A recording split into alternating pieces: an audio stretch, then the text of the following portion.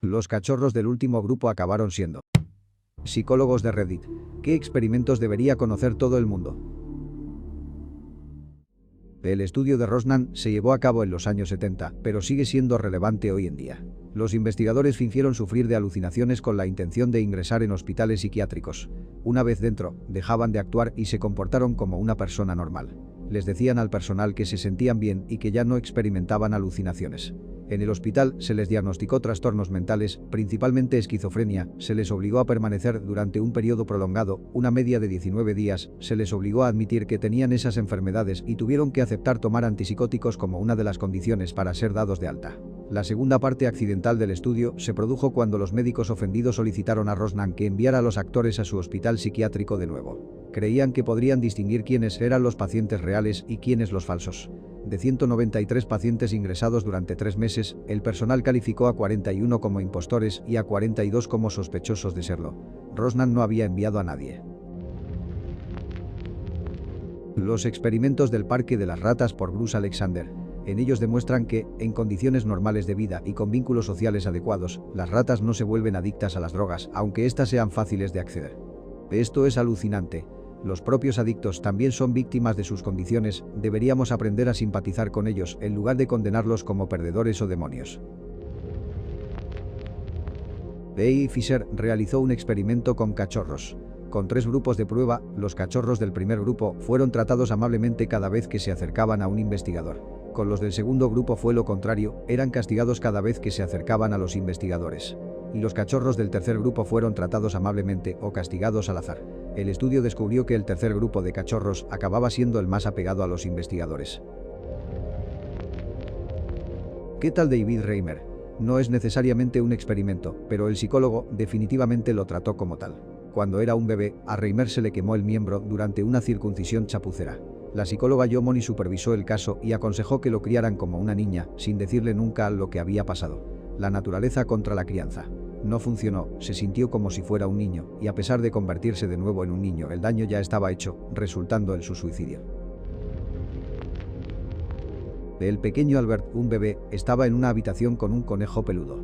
Cuando tocaba el conejo, los investigadores le ponían sonidos de miedo muy fuertes. El bebé creció a temblar y gritar cada vez que veía un animal peludo de mayor. Esto nos enseñó que cualquier persona puede ser condicionada a temer objetos o cosas no amenazantes. La teoría de la dopamina para la esquizofrenia.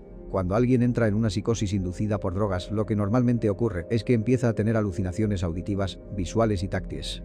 Se vuelven paranoicos, acusadores y tienen falsas creencias fijas. La culpa la tiene la enorme liberación de dopamina.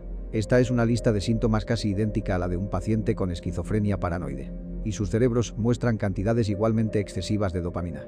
Este descubrimiento está llevando a mejorar los medicamentos para los esquizofrénicos paranoicos. El estudio de los monstruos. Es horrible y probablemente siga causando problemas a los niños implicados hoy en día, pero fue algo revolucionario. En la terapia del habla, los niños recibían solo comentarios positivos o negativos y luego se registraba su progreso. Para explicarlo un poco más, a los niños del grupo de feedback negativo se les decía que tenían un grave impedimento del habla, independientemente de que tartamudearan o no.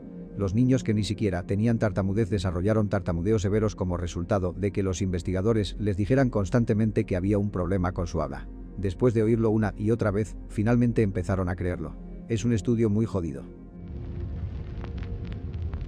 Muchos de los trabajos de Beth Loftus sobre la memoria son súper importantes y valen la pena conocerlos. En pocas palabras, demuestran cómo la memoria es maleable y puede ser engañada. Se puede hacer que una persona recuerde un evento que nunca sucedió con bastante facilidad. Su investigación es una de las grandes razones por las que los testimonios de los testigos oculares deben tomarse con un grano de sal.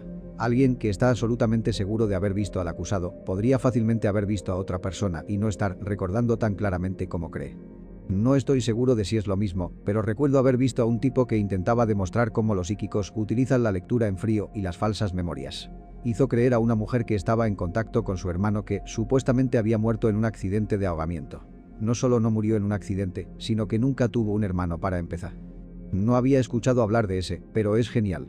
En el estudio que conozco, Loftus había pedido a los padres de los participantes que enviaran fotos del participante cuando era niño. Los participantes eran conscientes de ello, estaban de acuerdo, y les dijo que el estudio trataba de cómo la memoria puede mejorar con el tiempo. A primera vista, simplemente les mostraría una foto antigua, les preguntaría si la recordaban y cómo se sentían al respecto, y luego les pediría que volvieran una semana después para hacerlo de nuevo. Sin embargo, sin que el participante lo supiera, Loftus también había retocado una foto falsa, en la que aparecía el participante de niño en un globo de aire. Cuando se les preguntó si recordaban ese día al igual de cómo se sentían, la mayoría de los sujetos dijeron que no lo recordaban o que solo lo recordaban vagamente. Sin embargo, cuando volvieron a la semana siguiente, la mayoría informó de que consiguieron recordar el viaje y afirmaron a veces vívidamente cómo se sintieron. Algunos sujetos llegaron al punto de que, cuando se les reveló que la foto era falsa, les costó creerlo. Los experimentos de la caja de Skinner por B.F. Skinner, que accidentalmente sentaron las bases de todo, desde las máquinas tragaperras hasta las cajas de recompensas de los videojuegos modernos.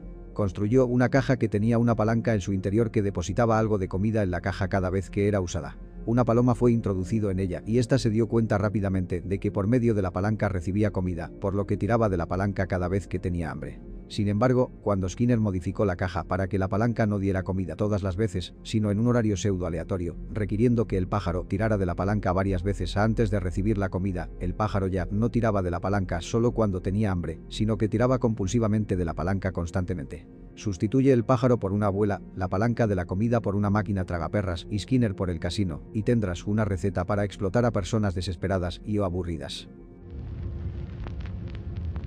Este experimento se denomina experimentos de conformidad de Asch. Se muestra a un grupo de personas un símbolo, como el número 0. Se pide que cada persona que diga lo que ve.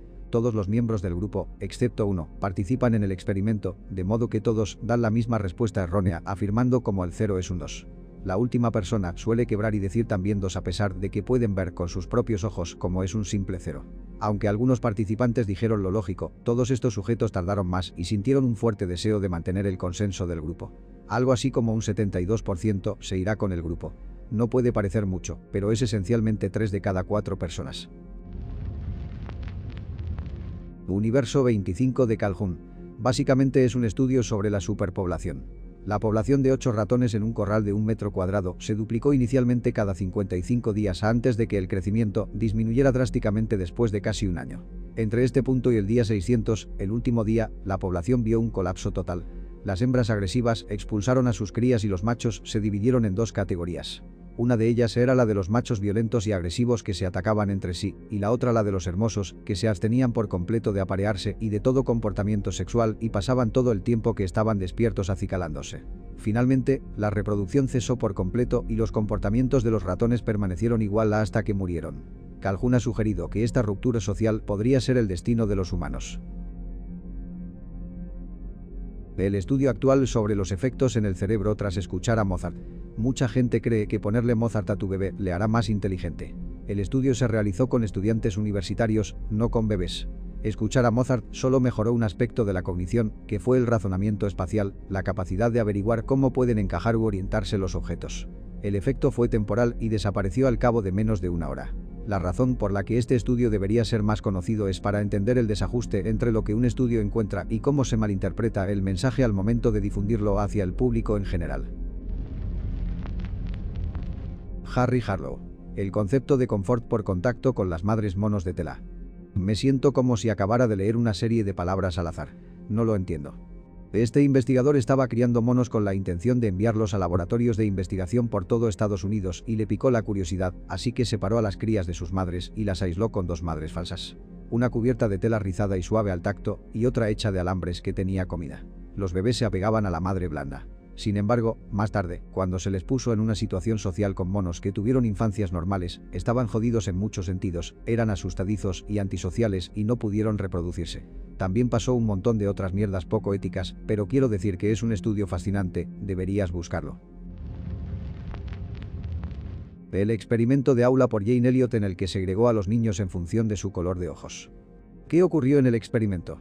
A finales de la década de los 60, una maestra de escuela llamada Jane Elliot quería enseñar a sus alumnos de segundo grado de Iowa sobre el racismo de una manera que realmente llegara a casa, pero ¿cómo? Ninguno de ellos había visto a una persona negra excepto en la televisión. Se dio cuenta de que su clase estaba dividida a partes iguales entre alumnos de ojos marrones y azules. La propia Elliot tenía los ojos verdes y se le ocurrió una idea. Un día entró en clase con un diccionario Webster que había cubierto con papel marrón. Anunció a su clase que este libro contenía avances científicos que demostraban que las personas de ojos marrones eran inferiores a las de ojos azules y que la clase se ajustaría en consecuencia. Segregó a sus alumnos por el color de los ojos para ese día. Durante la lección del día, cuando los alumnos de ojos azules, superiores, cometían errores, les animaba a seguir intentándolo.